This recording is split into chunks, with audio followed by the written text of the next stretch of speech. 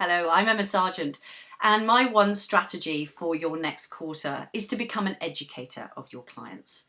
And for many businesses, that means a shift in thinking because most businesses do not think of themselves as people who need to be educating their customers.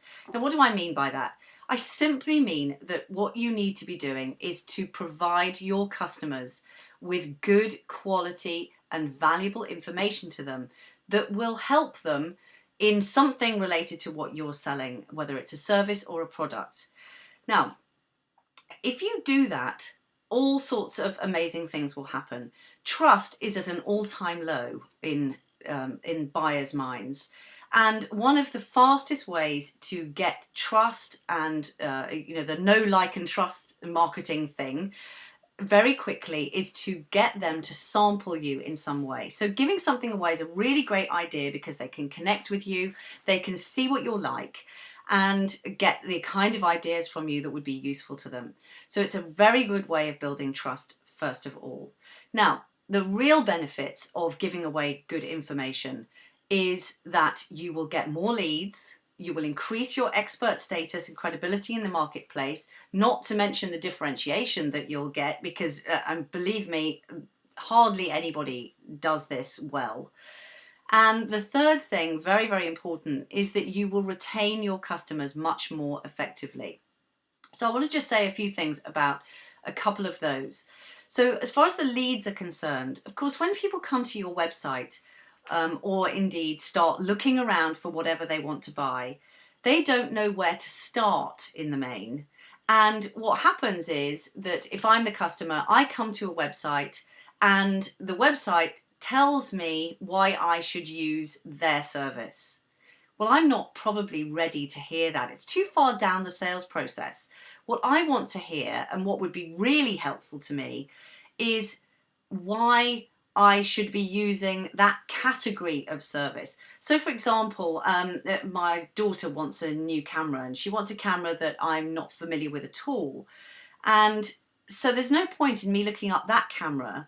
I need to know about all cameras in that category. So of course, guess what I go to? I go to Which and look up their recommendations and all of that jazz. And that's what we really need to do. So if I want to suddenly change accountants, I need to be educated about accountants as a category, not just why should I use your accountancy.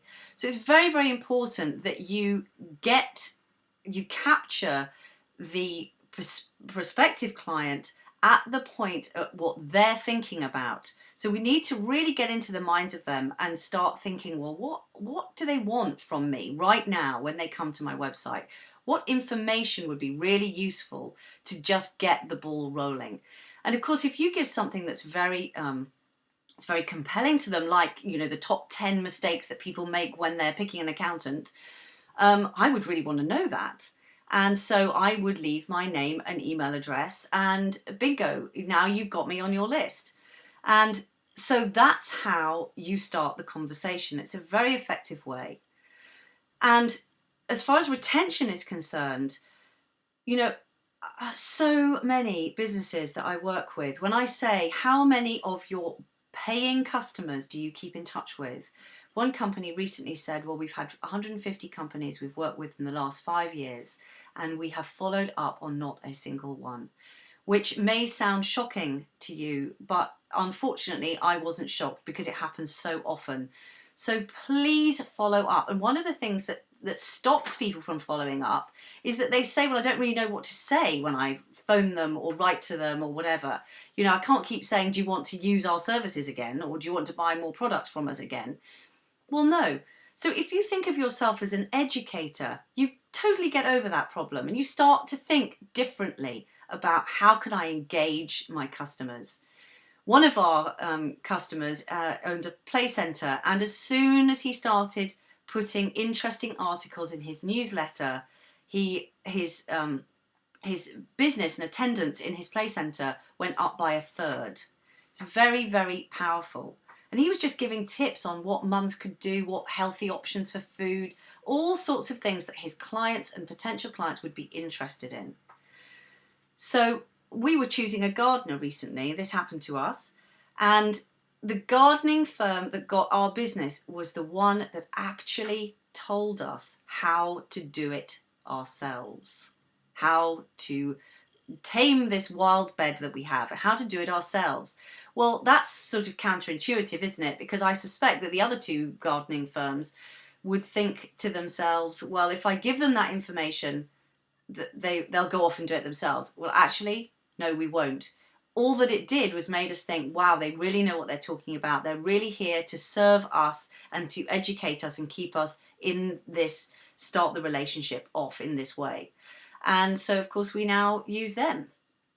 So there are all sorts of different types of information you can give away. And obviously, I don't have time to go into that now. But just think about, what are the kind of questions that you are asked often?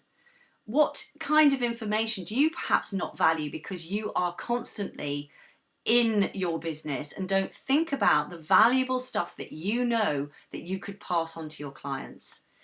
So please, over the next 3 months, spend your time thinking like an educator and watch that new business come in.